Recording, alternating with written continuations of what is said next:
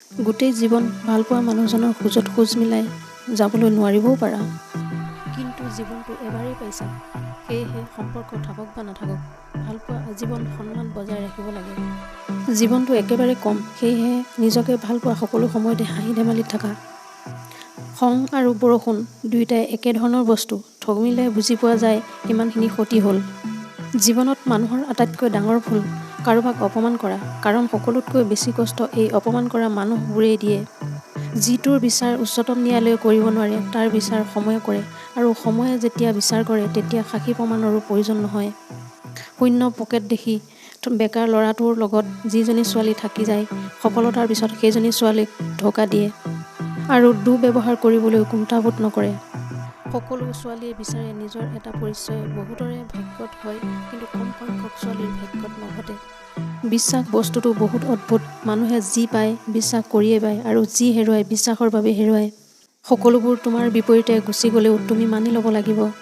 আজি বেয়া দিন চলিলেও মানি লোৱা, বেয়া মুহূৰ্তটো জয় কৰি পৃথিৱীক প্ৰমাণ কৰি দিয়া যে তুমি দুৰ্বল নহয়। কিয়নো আজীৱন সকলো বেয়া হৈ নাথাকে, সকলো সময়ৰ হাতত এৰি দিয়া। সময় এদিন উভতি আহিব, সেইদিনা সকলো হিচাপ মিলাবা। তোমাৰ লগত যি যি ঘটিছিল সেই সকলোবোৰ হিচাপ পাবা। সপোন তেওঁক লৈ চোৱা, যিজন কেৱল সপোন নেদেখাই বাস্তৱতাৰে কৰে।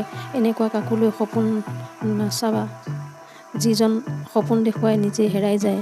কিছুমান ছোৱালীয়ে দামী গিফ্ট দিলে সুখী নহয়, সেইখিনি ছোৱালীয়ে মৰম ভালপোৱা আৰু অকণমান সময় দিলে সুখী হয়। যি আছে সেইটো লৈ সুখী থাকা, তাতকৈ বেছি কিবা পাব বিচাৰিলে যি আছে সেইটোকো হেৰুৱাই দিবা। জীৱনত ভাল কাৰোবাক পায়ো তাতকৈ ভাল কাৰোবাক বিচাৰি যোৱা, তেনেহ'লে চাবা তৰা বিচাৰি গৈ পোহৰ বিচাৰি যোৱা যোনটোকে হেৰুৱাই দিবা। যেতিয়া মন বেয়া থাকে আৰু সান্তনা দিয়া মানুহবোৰ মন বেয়া হোৱাৰ কাৰণ হৈ যায়, তেতিয়া কষ্ট কিছু পৰিমাণে বাঢ়ি যায়। মানুহে বেয়া বুলি ক'লেও আপত্তি নাই, কিন্তু কাৰো বেয়াটো কামনা কৰা উচিত নহয়। মনত ৰাখিবা, খং কৰি যিজন গুচি যায় তেওঁ ঘূৰি আহিব পাৰে, কিন্তু আঘাত পাই যিজন গুচি যায় তেওঁ কেতিয়াও ঘূৰি নাহে।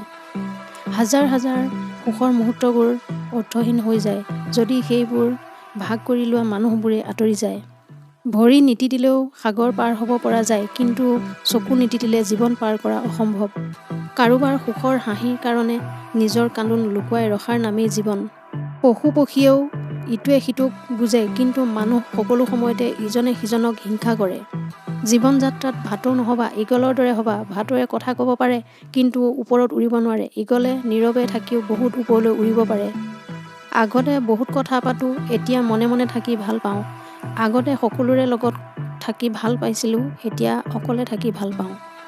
আগতে হাঁহি ধেমালি ভাল পাইছিলোঁ, এতিয়া হঁহাৰ আগতে দুবাৰ ভাবি চাওঁ, কিয়নো সময়ৰ লগে লগে জীৱনটো সলনি হ'ল। ধন্যবাদ।